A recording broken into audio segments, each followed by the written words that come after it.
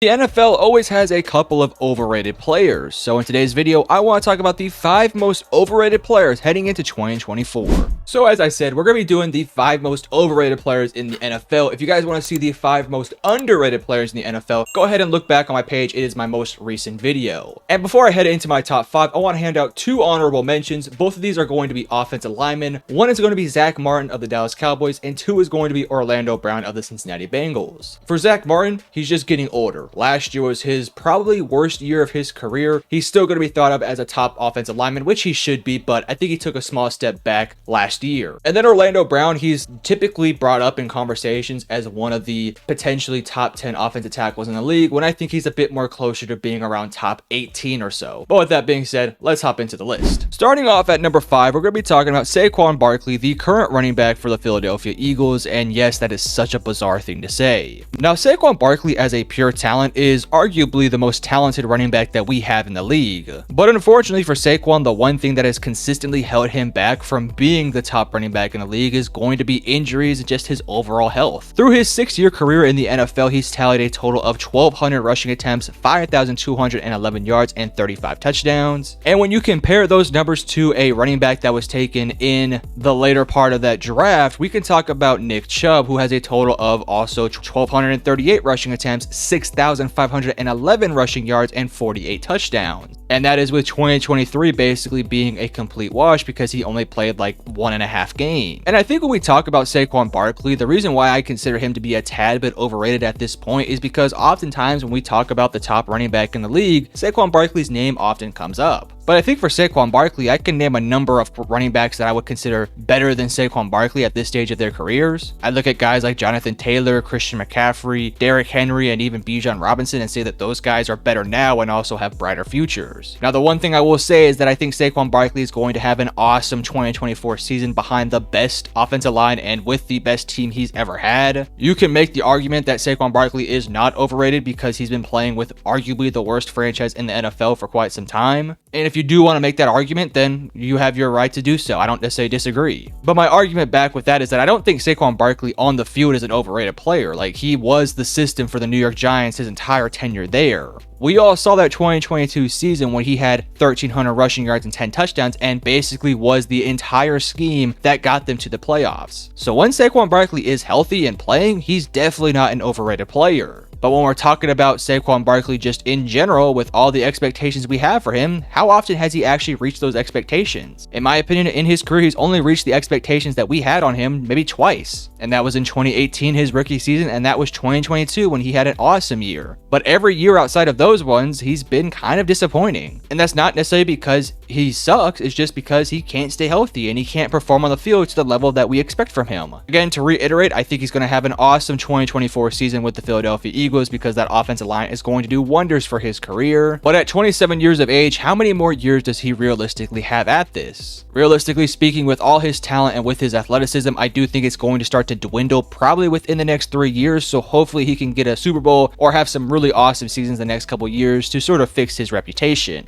Next up at number 4, we're going to be talking about Devin White, the Philadelphia Eagles linebacker. Now, I don't want to pick on the Philadelphia Eagles here because I do actually think they've had a pretty awesome offseason, but I do ultimately have to tell the truth, and ultimately speaking, I do think that Saquon and Devin White are a tad bit overrated. Now, I will say they are clear upgrades within their respective positions. Saquon is a much better running back than DeAndre Swift, and Devin White is probably their best linebacker that they've had over anybody they had last year. But for Devin White, the biggest reason why I think many people overrate him is because of how awesome he was when the Tampa Bay Buccaneers won their Super Bowl. But unfortunately for Devin White, since then, he's kind of regressed into turning into a bad linebacker that oftentimes will make some crazy mistakes. He consistently misses tackles and sometimes just has some inexcusable lapses in coverage. I do think a change of going from Tampa Bay to Philadelphia could potentially make him a better player, but ultimately speaking, Devin White has just been really inconsistent as a linebacker and oftentimes has gotten benched by the Tampa Bay Buccaneers often throughout the season. Last year in 2023, he had a PFF grade of a 46 overall with 53 solo tackles and 28 assisted tackles, and I know that PFF is not a great tally of how good a player is, but when you're consistently getting less than 50 overall, that does tell you a lot. 2022, 55.5, 2021 was a 36.2, and in 2020 he was a 43.4. So again, I don't think that PFF is the say-all be-all by any means. Like, I do think PFF is a mistake-prone process, but what I will say is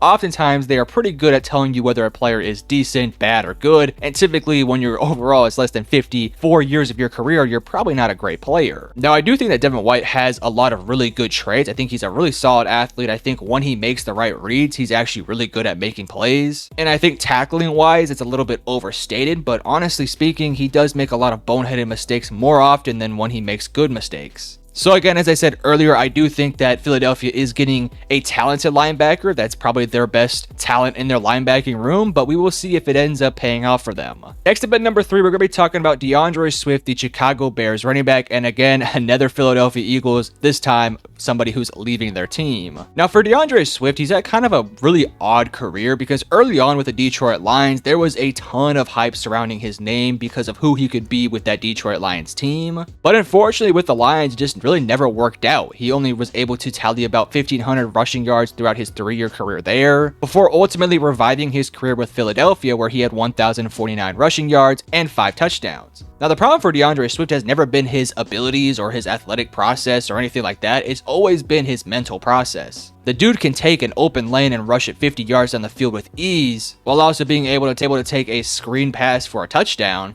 But when it comes down to it, one of the biggest parts about being a running back is being able to read your offensive line and being able to pass protect and being able to take a rushing play where the offensive line doesn't open up a hole and turn it into something. But unfortunately for DeAndre Swift, number one, his size doesn't allow him to do that. But number two, he's just never been really good at doing that with his mental process. Again, when you give him a wide, gaping open hole, he's going to hit it and he's going to do pretty damn good with that run. Again, there's a reason why he had 1,000 rushing yards with the Eagles, because that offensive line is awesome. But I do think when you take away these wide open holes and you force him to make these crazy reads and you force him to play the running back position like a running back should, DeAndre Swift typically struggles. Now, I will say this, I actually think he's a good fit with the Chicago Bears because you have a number of running backs already there who can do some of the things that he struggles at instead of DeAndre Swift. You look at Roschon Johnson, who's a bit more of a downfield runner who can break tackles and follow blocks. Like, he's just a really good running back. And then you have Khalil Herbert, who's a do-it-all guy. But you can use DeAndre Swift in sort of a manner similar to how the Philadelphia Eagles did later in the season, where it's like, yeah, you can run maybe 20 times a game, but you can also use him in the pass game as well. Fortunately for DeAndre Swift, he's probably not going to be asked to do a whole lot of pass protection because you already have Roschon Johnson. But in general, I think when we talk about DeAndre Swift, I think oftentimes we mention his name with being a top 20 running back, when realistically speaking, I don't really think he's top 20. I know the stats last year would make you think that he was because he got 1,000 rushing yards, but just realistically speaking, throughout his entire career, he's never been a top 20 running back, and I don't think he's going to be one next year. Coming in at number 2, we're going to be talking about Kayvon Thibodeaux of the New York Giants, another NFC East player, and I feel like I'm picking on the NFC East here, but I'm not. They just have a bunch of overrated players. Now, last year, Kayvon Thibodeaux actually had 11.5 sacks, which on paper sounds fantastic. But I don't know the exact percentage of the sacks were wide open, but a lot of the sacks that he had last year were just blown blocking assignments. If you've actually sat back and watched the film on every single one of Kayvon Thibodeaux's sacks or big plays, a lot of them were just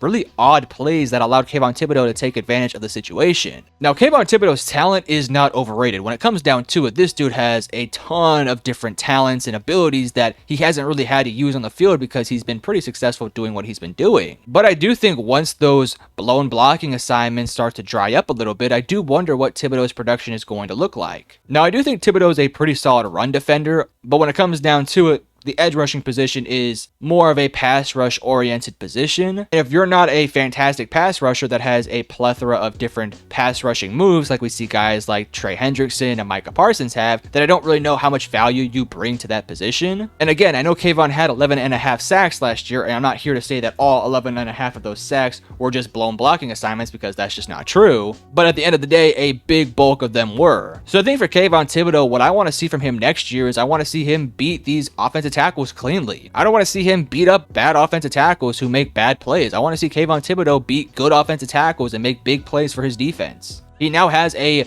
dominant defensive line beside him with guys like Brian Burns and Dexter Lawrence, I want to see Kayvon Thibodeaux take advantage of some of these offensive tackle matchups that he's going to have. When he goes into Dallas next year, I want to see him beat up on Tyler Guyton. I personally think that Kayvon Thibodeaux has the talent that you would want in a top tier defensive lineman. But last year, I just was really unimpressed when I was watching his film, because I came into the film room thinking, oh, this guy had 11.5 sacks. I'm expecting some big plays, but like the majority of them were just really bizarre plays that allowed him to get sacks. Again, credit to him for making the plays there, but at the end of the day, Kayvon Thibodeaux's got to prove it on the field against actual proven offensive tackles and actually good blocking assignments. But number one is going to be Deebo Samuel. Now, unfortunately for Deebo Samuel, I do think that he is a talented player that in the right system is going to be awesome. And I do think San Francisco is one of the better systems to put around him. But in his career, he only has one 1,000 receiving yard season, and that came in 2021 when he had that breakout season. But outside of that 2021 season, in 2019, he had 802 yards. In 2020, he had 391 yards. In 2022, he had 632 yards.